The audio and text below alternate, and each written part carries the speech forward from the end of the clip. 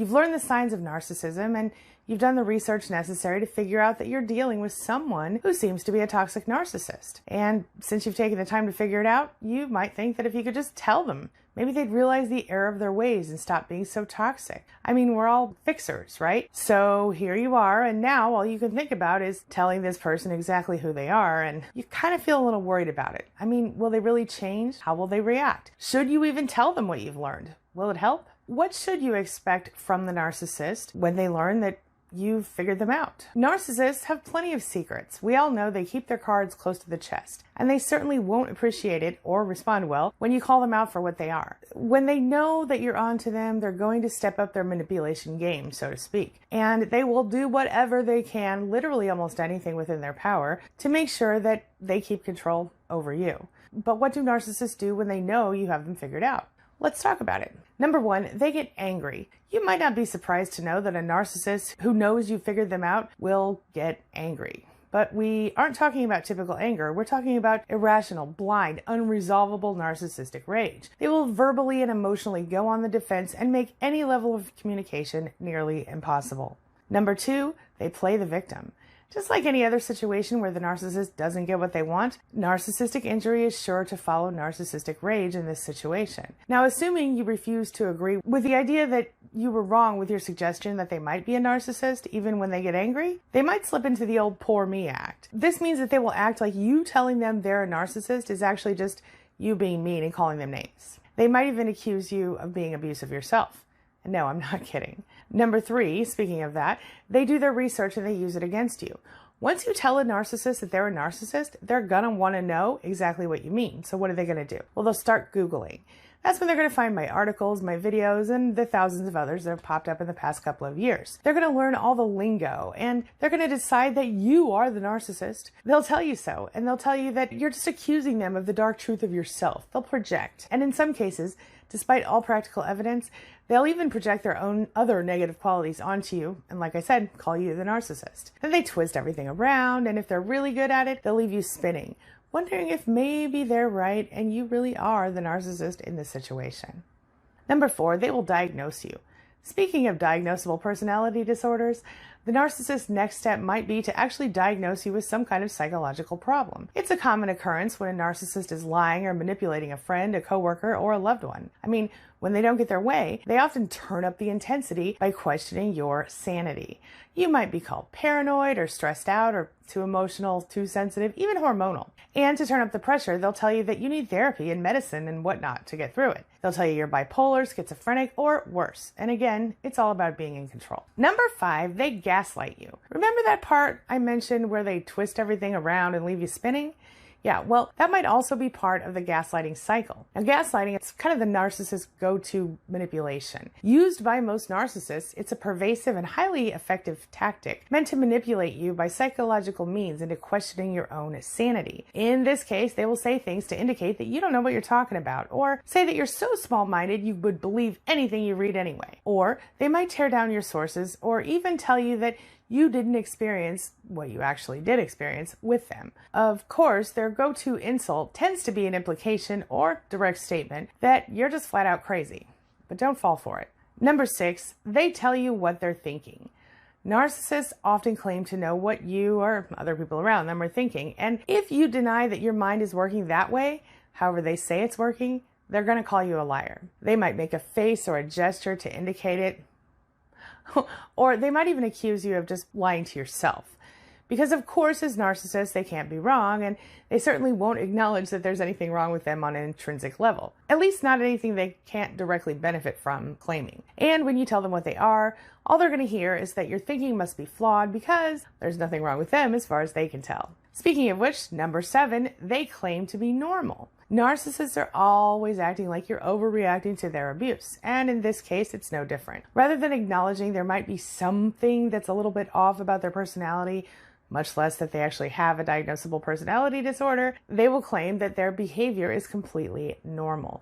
And even though deep down you know for sure that it's not, you might doubt yourself thanks to their ability to state complete lies with absolute confidence. Hint, their behavior is far from normal. Normal behavior generally isn't diagnosable.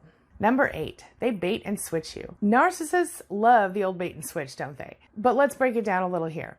Baiting is what happens when a narcissist kind of pokes at you, intentionally trying to upset or anger you, or to somehow get an emotional rise from you, so to speak. They might use this manipulation tactic in order to start an argument. They'll do this by flinging insults about your character, and by blatantly attacking you on sensitive or personal levels. So maybe they'll say that you're just like the parent who abused you growing up, for example. In any case, they'll dig deep and use the most painful insults they can think of. And this is where the switch comes in.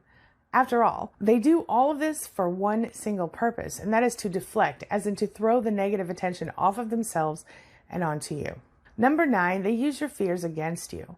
You already know the narcissist has been breaking you down for all of these years. In fact, the narcissist has you convinced that they know so much about you by now that they might even know more about you than you know about yourself. But remember how it was during the idealization stage? At the beginning of your relationship, they might have listened to you really closely, and you might have thought it was because you met your soulmate. But in reality, they did this in order to file away your vulnerabilities for later use, because now, if they haven't already, they're going to bring them back out, and they'll do anything in their power to make you feel scared. They'll lie to you and tell you that you'll never find anyone else, or you'll end up all alone if you leave them.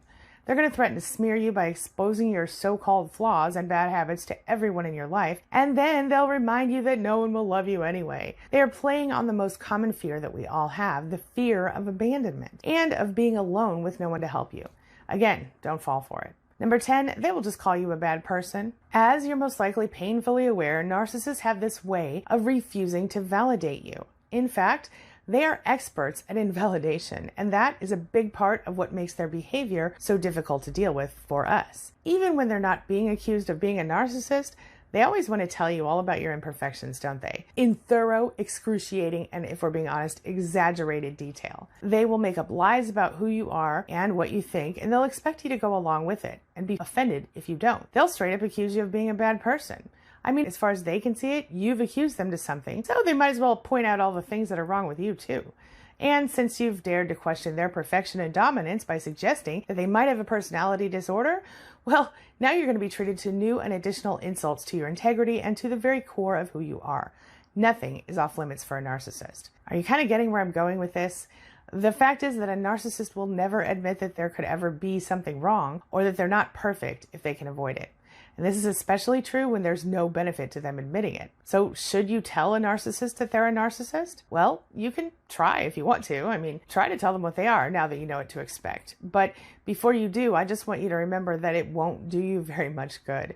In fact, it might actually make your life harder. After all, narcissists are infamously incapable of true self-reflection. So they're only going to end up hurting you emotionally, psychologically, and in some unfortunate cases, even physically, if they know what you know. It just isn't worth the momentary satisfaction that comes with it. If you want my personal opinion, I'd say don't bother trying. It'll only set you back and leave you feeling confused, angry, and maybe a little crazy. So how do you deal with a narcissist then? Well, if you've ever been involved with a narcissist, you probably already know that it's difficult to even have a reasonable conversation with them on a regular basis. This is because, by nature, the narcissist is kind of wired to instigate drama, to manipulate you, and to generally do their very best to make it all about them. This can be both exhausting and frustrating for anyone trying to deal with them. Ideally, you would go no contact the very moment you recognized what you're dealing with. But as you and I both know, life isn't always ideal. So you need to know exactly how to manage these people in the moment. Well, we all know that the narcissist has a big full toolbox of manipulative tactics. It's pretty shocking when you think about how many different ways they will try to get what they want, not to mention how low they will go. But there's one simple rule when it comes to effectively communicating with a narcissist. And it's so basic that you probably won't even believe me when I tell you what it is. But the rule is, don't engage the narcissist. What do I mean by this? Well, it's simple. Keep your emotion out of it. When the narcissist tries to manipulate and provoke you, which they inevitably will, you have to maintain an air of professional type detachment. Try to see them as almost a stranger and communicate with them on that level, like an annoying customer if you worked in customer service. This is what you might know as the gray rock rule, in which you deal with the narcissist if you have to, but you only give boring, monotonous responses. This deprives the narcissist of the narcissistic supply they get out of the emotional feedback you'd otherwise give them. By sticking to the gray rock rule, you can bet that your narcissist will lose interest very quickly. That's because it'll retrain their brain to consider you boring. And to put it as simply as possible, it'll mean that you're no longer an effective source of narcissistic supply. Now, if it helps, look at it like this. By not telling the narcissist that you know what they are, you won't be showing them all of your cards. And that, my friend, will give you an advantage over them, since you can then learn about their psychology and learn exactly how to deal with them effectively if you must. Of course, like I said, going no contact is always the ideal option when it comes to dealing with toxic narcissists, but gray rock is the next best thing. If you're struggling with whether or not you're actually dealing with a narcissist, you're not sure, please take a look at this video. It's going to help you know exactly how to handle the situation if you do doubt yourself here. At some point during your narcissistic abuse recovery, someone's going to tell you the narcissist never loved you. Your heart's going to break a little and you're going to start to question everything you know to be true. I know it's painful. So let me offer you a different perspective based on science and psychology. I think it'll help. What if I told you they did love you? They just love differently than you love or I love. Let me explain. Their brains work differently. They don't experience emotional or compassionate empathy. They might understand how you feel, but they don't care how you feel.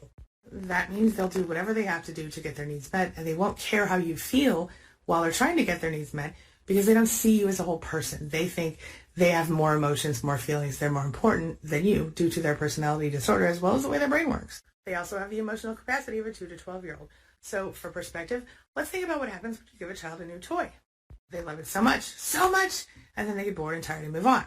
It's a toy. To them, you're like the toy. You have no feelings. This is how a narcissist loves us. So what do you think? This brings me to the question of the day. And the question of the day is, have you ever told a narcissist what you think they are? Have you ever considered it? And if you did tell them, what happened? What advice would you offer your fellow survivors in this situation? Share your thoughts, share your ideas, share your experiences in the comment section below, and let's talk about it.